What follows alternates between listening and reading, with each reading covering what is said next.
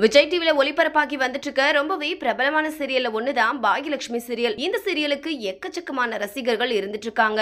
மக்கள் மத்தியிலையும் சரி, டிஆர்பி ரேட்டிங்ஸ்லயும் சரி ரொம்பவே நல்லா தான் போயிட்டு இருக்குன்னு சொல்லியாகணும். விஜய் டிவில பிரைம் டைம்லயே இந்த பாகியலட்சுமி சீரியல் தான் ரொம்ப நாளா டிஆர்பி ரேட்டிங்ஸ்ல நம்பர் 1 இல்லனா சூப்பரான பொசிஷன்ல இருந்துட்டு இருக்கு. இந்த நிலையில விஜேவா மக்கள் மத்தியில ஃபேமஸ் ஆனவங்க தான் விஜே விஷால். விஜேவா இருந்ததுக்கு அப்புறமா பாகியலட்சுமி சீரியல்ல விஷால் அவர்கள் எழில் அப்படின்ற கேரக்டர்ல நடிச்சிட்டு வந்தாங்க.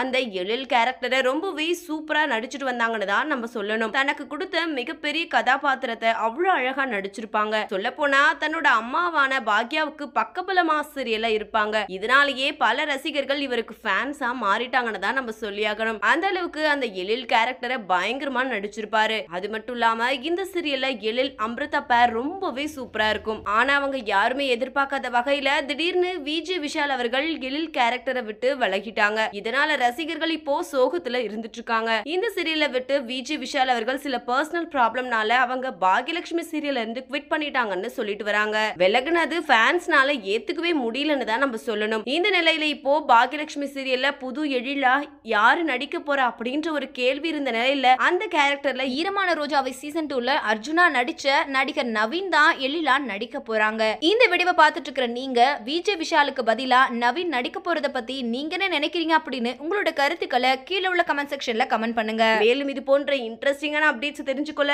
நம்ம சேனலை மறக்காம சப்ஸ்கிரைப் பண்ணிக்கோங்க.